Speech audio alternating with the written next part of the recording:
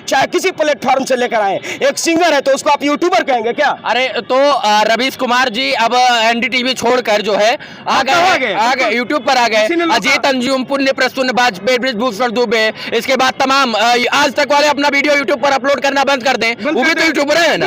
अगर वो उनके अंदर है दम तो लोग अपलोड करना बंद कर दे यूट्यूब फेसबुक पर। सर हम लोग बात रखो, किसी के पिछवाड़े में आग लगती हो तो लगने दीजिए, हमको फर्क नहीं पड़ता है, ठीक है, लगने दीजिए। कोई हमको यूट्यूबर बोले फर्क नहीं पड़ता है। हम यूट्यूबर ही सही लोगों के लिए लड़ तो रहे हैं ना। बीसी साहब का पिछवाड़ा फटकर फायर तो हो जा रहा है ना यूट्यूब से ही सही। अरे तो उनके अंदर दम होता तो हम चाहे तो हर 9 महीना पर हम सोहर गवा सकते हैं। ये कोई मर्यादा होती है सर। व्यास को व्यास फीड की मर्यादा का ध्यान रखना चाहिए कि वो मंच पर खड़े होकर क्या बोल रहा है। लेकिन जितना लोग चढ़ेगा सब शराब पी ब्लाउज पर आकर गाना गा देते हैं, इसी से भोजपुरी की अस्मिता जो है खतरे में है। तो ऐसे सिंगरों का बाइकआउट होना चाहिए। और सिंगरों से ज्यादा हम लोग दोषी हैं कि ढोड़ी चटना गाना को हम लोग 50-50 मिलियन सुन जाते हैं। बिल्कुल, तो हम लोगों को सुधरना है, वो लोग तो खुद ब खुद सुधर जाए। नमस्कार, आप देख रहे हैं राजगीर टाइम्स और हमारे साथ है, बस कोई भूमिका नहीं, कोई प्रीफेस नहीं, सीधा शुरू करते हैं। इनकी आवाज और केवल उपस्थिति ही काफी है। कहते हैं इनका परिभाषा अगर बताना हो तो मैं कुछ अपने शब्दों में अगर कहना चाहूँ तो कुछ ऐसे है।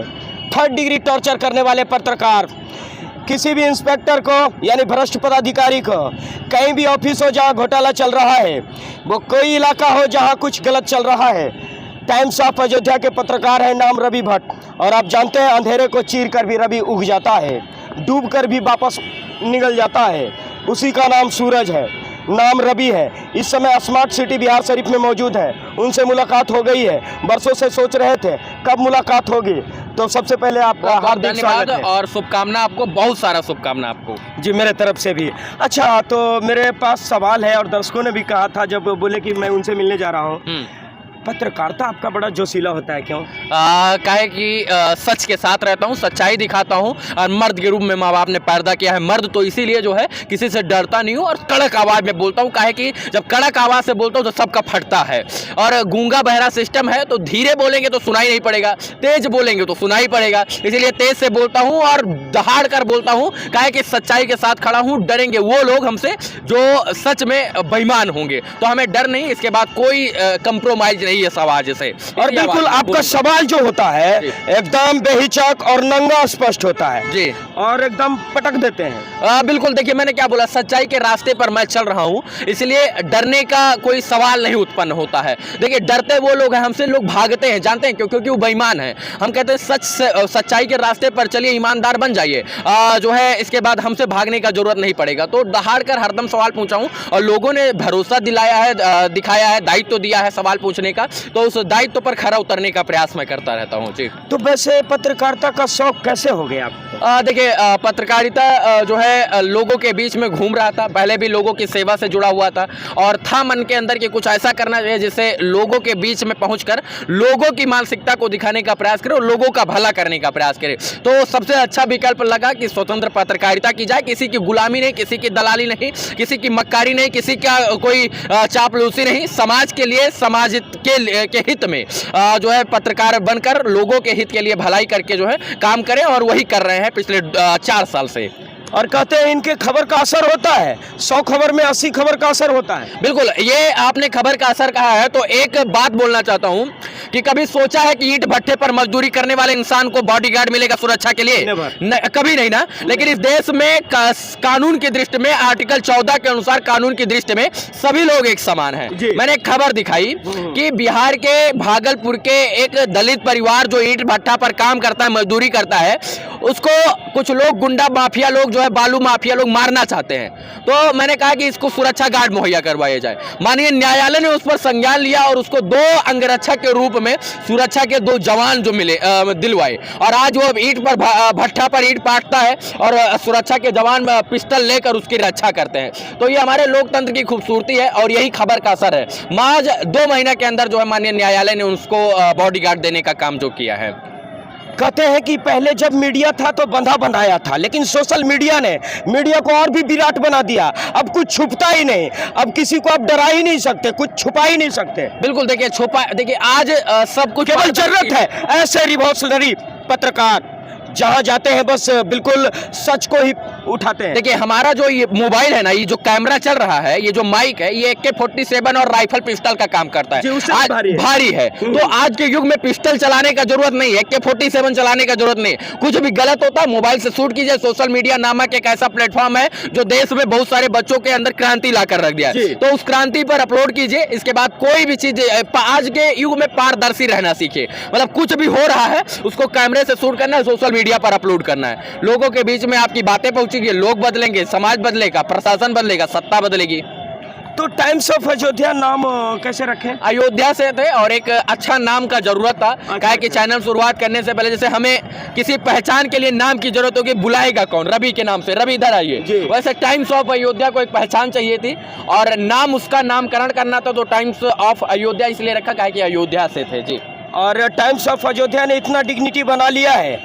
एक नाम सुना था आपने, टाइम्स ऑफ इंडिया, अब सुन रहे हैं टाइम्स ऑफ अयोध्या, जिसपे इनका हुकूमत चलता है। हुकूमत नहीं कहते, हुकूमत जनता का चलता है, चलता है। मेरा हुकूमत नहीं है, वो तो लोगों ने उसपे 1 मिलियन फॉलोअर्स 1 साल के अंदर कर दिया है। लोगों ने इतना प्यार किया कि लोगों की ही आवाज उस पे चलती है। मैं तो सिर्फ लोगों की आवाज बनता हूँ। मैं उनके, आपकी बातों को पढ़कर मैं सबके सामने रखता हूँ, लेकिन बात आपकी ही वहां पर होती है और इसीलिए लोगों ने इतना प्यार दिखाया उस पर। और मनीष कश्यप भैया भी आपसे बड़ी प्यार करते हैं, ऐसा क्या? देखिए हम लोग भाई भाई हैं, मनीष कश्यप जी और जितने भी पत्रकार, आप भी हमारे भाई हैं। देखिए आप सच के साथ रहिएगा तो हम आपके भाई हैं, अगर आप सच का विरोध कीजिएगा तो हम आपके दुश्मन हैं। हम और मनीष कश्यप जी एक दूसरे के लिए, मतलब एक दूसरे के पूरक हैं। हम लोग समाज के कुरीतियों को हटाने का प्रयास करते हैं। 10-5 दिन पर हम लोगों की बात होती है और डिसाइड होता है कि आज इस मुद्दे को उजागर करना है, यूनिवर्सिटी के मुद्दे को उठाना है। क्या कि बिहार के बच्चों का भविष्य बर्बाद हो रहा है, 3 साल का सेशन 6 साल में कंप्लीट हो रहा है, तो यूनिवर्सिटियां और उसके BC साहब दोषी हैं। तो हम लोग एक मंथन करते हैं और इसके बाद चाहे मनीष जी हो, चाहे तमाम जो पत्रकार हैं,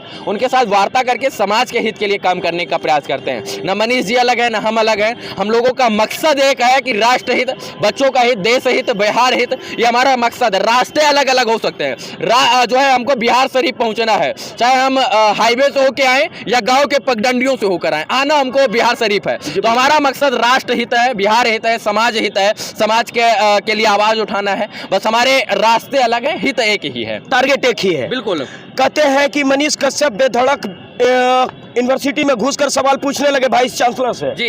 तो वाइस चांसलर को ईगो फील हुआ कि अरे आज तक तो ऐसा हुआ ही नहीं था, आज तक तो हमसे ऐसा किसी सवाल पूछा ही नहीं था, लेकिन ये कौन सा पत्रकार आ गया जो घुस कर कह रहा है कि बस सेशन लेट क्यों चल रहा है, छाती पे चढ़ के कील ठोक रहा है और सच पूछ रहा है।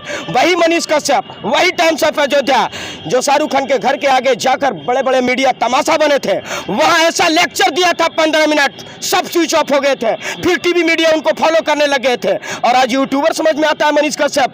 तो यूट्यूब एक प्लेटफॉर्म है, आप पत्रकार है तो पत्रकार कहे जाएंगे, चाहे किसी प्लेटफॉर्म से लेकर आए। एक सिंगर है तो उसको आप यूट्यूबर कहेंगे क्या? अरे तो रवीश कुमार जी अब NDTV छोड़कर जो है आ गए यूट्यूब पर आ गए। अजीत अंजुम, पुण्य प्रसून बेडब्रिज भूषण दुबे, इसके बाद तमाम आज तक वाले अपना वीडियो यूट्यूब पर अपलोड करना बंद कर दें। वो भी तो यूट्यूबर है ना, अगर वो उनके अंदर है दम तो लोग अपलोड करना बंद कर दे यूट्यूब फेसबुक पर। सर हम लोग बात रख रहे हैं, बात पहुंचाने का माध्यम जो है माइक भी हो सकता है, आवाज भी हो सकती है। तो माइक हम लोग यूट्यूब को माध्यम बना रहे हैं, उसको किसी के पिछवाड़े में आग लगती हो तो लगने दीजिए, हमको फर्क नहीं पड़ता है, ठीक है, लगने दीजिए। कोई हमको यूट्यूबर बोले फर्क नहीं पड़ता है। हम यूट्यूबर ही सही लोगों के लिए लड़ तो रहे हैं ना। BC साहब का पिछवाड़ा फट कर फायर तो हो जा रहा है ना यूट्यूब से ही सही। अरे तो उनके अंदर दम होता तो टीवी पर चला दीजिए, हकीकत तो आ रहा है ना किसी प्रकार। बिल्कुल बिल्कुल, किसी प्रकार से तो आ रहा है, आना चाहिए और ये जरूरी है। नहीं आएगा तो फिर पत्रकारिता मर जाएगी, पत्रकारिता मर जाएगी।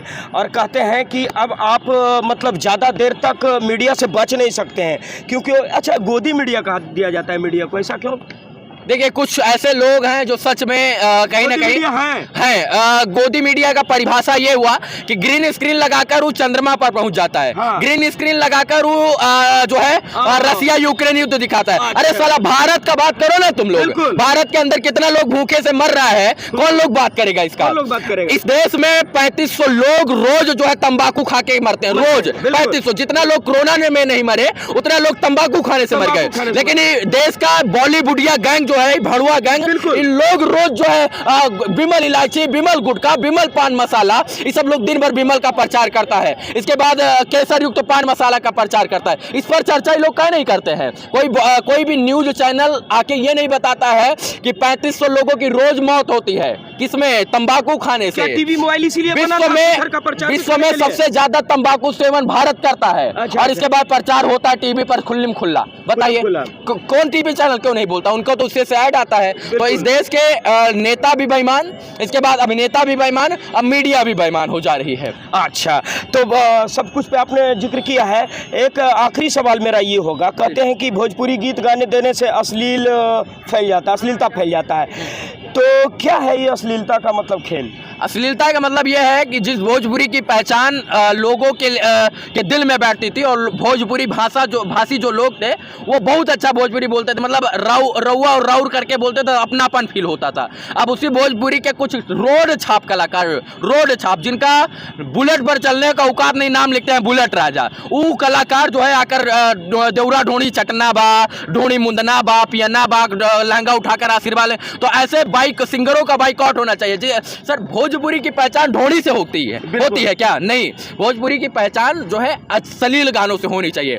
आप 8वीं अनुसूची में भोजपुरी को सम्मिलित करने की बात करते हैं, आपके 3 सांसद भोजपुरी भाषी सांसद कलाकार सांसद बने बैठे हैं, आपका 10 में से यूट्यूब पर 7 गाने ट्रेंडिंग में रहते हैं, फिर भी आपकी चर्चा विश्व लेवल पर क्यों नहीं होती है? आपकी भाषा को 8वीं अनुसूची में क्यों शामिल नहीं किया जाता है? सोचने का विषय है। काहे कि कोई रोड छाप कलाकार ढोड़ी मुंदना चिटना करदना फदना ढोड़ी पेटीकोट ब्लाउज पर आकर गाना गा देते हैं, इसी से भोजपुरी की अस्मिता जो है खतरे में है। तो ऐसे सिंगरों का बाइकआउट होना चाहिए, और सिंगरों से ज्यादा हम लोग दोषी हैं कि ढोड़ी चटना गाना को हम लोग 50-50 मिलियन सुन जाते हैं। बिल्कुल, तो हम लोगों को सुधरना है, वो लोग तो खुद सुधर जाएंगे। अच्छा, एक बात कहना चाहेंगे, मैंने कई बार इस बातों को दोहराया है। कहते हैं लता मंगेशकर ने जितने गीत गाए, भारत में जितना भाषा है सभी का दिया, किशोर दा ने जो भी गीत गाए सारे हिट थे, सभी सुपरलेटिव थे, बियॉन्ड कंपेयर, वर्णनातीत। लेकिन इनका एक गीत की हिट हो जाता है, बस क्षुद्र नदी चली बौखलाई। कहते हैं मैंने 100 मिलियन देखा, ब्रह्मा का लकीर खींच दिया, और उदित नारायण ने कभी नहीं कहा कि मैंने 15,000 गीत गा दिया। अच्छा, ये बताएं इनका अस्तित्व तो क्या है? क्या आप बताइए? कोई अस्तित्व नहीं, there is no existence and dignity of Bhojpuri hero. तो इनका जब कोई अस्तित्व नहीं है तो ये कौन है कि हमें लकीर खींच दिए? अरे सर, मैथिली ठाकुर के ऊपर हमको गर्व होता है। बिहार का ब्रांड एम्बेसडर उसे बनाया जाता है। पवन खेसारी को ब्रांड एम्बेसडर कहीं बनते सुना है? कभी नहीं। दिनेश लाल यादव निरहुआ सांसद हैं, लेकिन पवन खेसारी कभी जो है आपस में ही लड़ के भोजपुरी को बर्बाद करने का काम करते हैं। विश्व में के कोने कोने में जाकर, देश के कोने कोने में जाकर मिथिला की बेटी मैथिली ठाकुर तमाम भाषाओं में गाना गाकर बिहार का नाम और सम्मान बढ़ा रही है। ये लोग साला तो आपस में ही लड़कर बिहार का नाम बर्बाद कर रहे हैं। कभी कहते हैं कि उनको हम 9 महीना पर बच्चा पैदा कर देंगे, तो हर महीना 9 महीना सोहर गवाएंगे, ये करेंगे वो करेंगे। कोई बोलने का बात होता है, और एक ब्यास का और एक नेता भी भैया गरिमा होता है। आपने कहा कि किसने कह दिया था कि 9 महीने में बच्चा पैदा करके दिखा देंगे? कहते हैं खेसारी जी ने कहा, हाल ही में आपने ही सुना होगा कि हम चाहे तो हर 9 महीना पर हम सोहर गवा सकते हैं। ये कोई मर्यादा होती है सर? व्यास को व्यासपीठ की मर्यादा का ध्यान रखना चाहिए कि वो मंच पर खड़े होकर क्या बोल रहा है, लेकिन जितना लोग चढ़ेगा सब शराब पीकर बोलता है, सबका सब लोग तभी तो ही बोलते हैं, अरे स्त्री पैदा करती है, तुम प्रेग्नेंट हो गए क्या? तुम्हारे पास इतना गट्स है, तुमको दिया भगवान कोख धारण करने के लिए, कंसीव करने के लिए, तुम कैसे बच्चा पैदा कर सकते हो? नामर्द हो तुम, स्त्री से पैदा लेकर। और फिलहाल कहते हैं कि मैं ही विधाता हूँ। विधाता है तो ठीक है भाई, विधाता है तो अपने घर के लिए हो, ये समाज को तो मत बांटने का प्रयास कीजिए। बिल्कुल बात बताते हैं, मर्दानगी दिखा रहे हैं, इतना बच्चा पैदा कर दूंगा, ये कौन सा फूल जवाब है?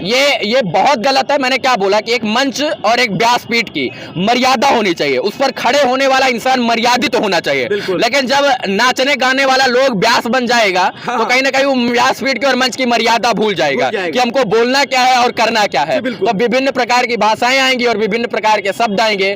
स्त्री के लिए, लोगों के लिए सम्मान है, स्त्री को फैक्ट्री रूप का समानता का अधिकार दे दिया। भाई, आपको नहीं लगता कि आने वाले युग में ऐसे अपना सिविलाइजेशन, इंडिया का संगीत, इंडिया का कल्चर मर जाएगा धीरे धीरे? आने वाले जनरेशन को आप वही सुना रहे हैं तो वही बस छाप पड़ेगा। देखिए समाज को सुधारना होगा। लोग पहले लोगों ने जातिवाद में ठगने का प्रयास किया और अभी भी लोग आज भी लोग भाषा में भी ठगने का प्रयास कर रहे हैं। तो हम लोगों का ये दायित्व बनता है कि हम लोग एकजुटता के साथ रहें, समाज के हित की बात करें, बच्चों के भविष्य की बात करें, बिहार के उज्जवल भविष्य की बात करें। नहीं तो हम लोग को बांटकर मलाई कोई और चापेगा और हम लोग कीड़े बनकर आज भी रेंगते रहेंगे। तो ये थे हमारे साथ विस्फोटक पत्रकार, बिल्कुल सहवाग की तरह करते हैं बात। जब कंठ से निकलता है तो सब कुछ खोल खाल के रख देते हैं। एक्सपोज उसी का नाम होता है। लेते हैं विदा, आपकी इजाजत हो। बहुत बहुत धन्यवाद, आपसे बात करके बहुत अच्छा लगा। बाकी आप खूब अच्छा करें, ऐसी तमाम शुभकामना आपको। Thank you.